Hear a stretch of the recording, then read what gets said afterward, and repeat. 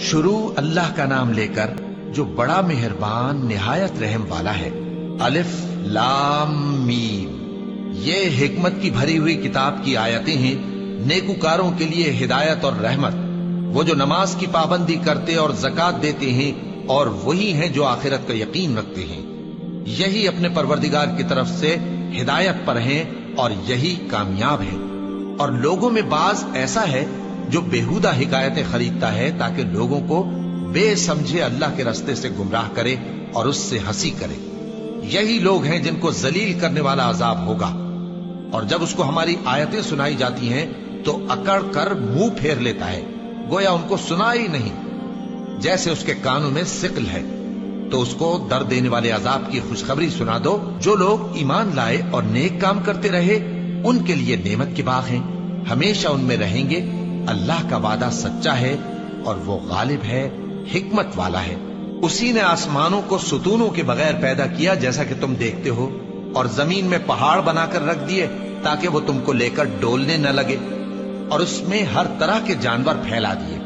और हम ही ने आसमान से पानी नाजिल किया, फिर उसमें हर किस्म की नफीस चीजें उगाई। ये तो अल्लाह की तख्लीक है। अब मुझे दिखाओ कि अल्लाह के सिवा जो हस्तियां हैं उन्होंने क्या पैदा किया है। हकीकत यह है कि ये जालिम खुली गुमराही में है। और हमने लुकमान को दानाई बख्शी कि अल्लाह का शुक्र करो, और जो शख्स शुक्र करता है तो अपने ही फायदे के लिए शुक्र करता है, और जो नाशुक्री करता है तो अल्लाह भी बेनियाज है, लायक हम्दो सना है। और उस वक्त को याद करो जब लुकमान ने अपने बेटे को नसीहत करते हुए कहा कि बेटा, अल्लाह के साथ शिर्क ना करना, शिर्क तो बड़ा भारी जुल्म है।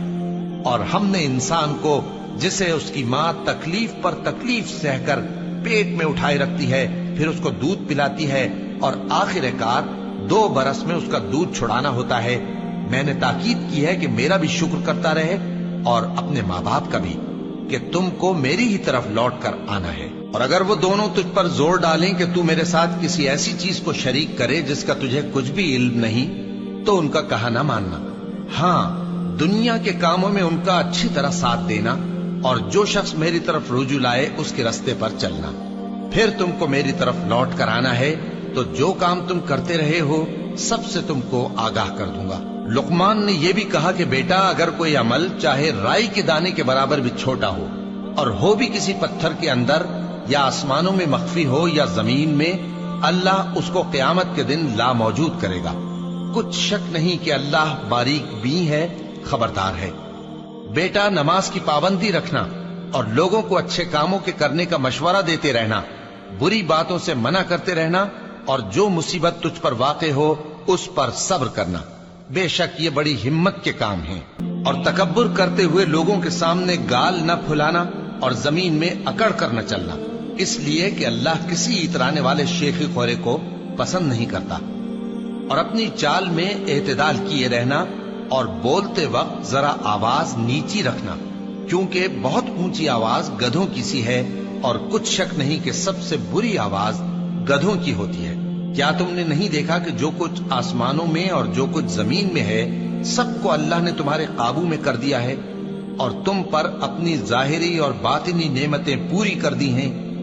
और बाज लोग ऐसे हैं कि अल्लाह के बारे में झगड़ते हैं, न इल्म रखते हैं और न हिदायत और न किताब रोशन।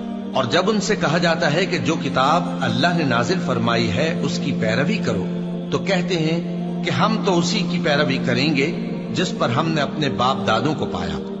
भला अगरचे शैतान उनको दोजख के अजाब की तरफ बुलाता हो तब भी। और जो शख्स अपने आप को अल्लाह का फर्मा बरदार कर दे और नेकुकार भी हो, तो उसने मजबूत कड़ा थाम लिया। और सब कामों का अंजाम अल्लाह ही की तरफ है। और जो कुफ्र करे तो उसका कुफ्र तुम्हें गमनाक न कर दे। उनको हमारी तरफ लौट कर आना है, फिर जो काम वो किया करते थे हम उनको जता देंगे। बेशक अल्लाह दिलों की बातों से भी वाकिफ है। हम उनको थोड़ा सा फायदा पहुंचाएंगे, फिर अजाब शदीद की तरफ मजबूर करके ले जाएंगे। और अगर तुम उनसे पूछो कि आसमानों और जमीन को किसने पैदा किया, तो बोल उठेंगे कि अल्लाह ने। कह दो कि अल्लाह का शुक्र है, लेकिन उनमें अक्सर समझ नहीं रखते।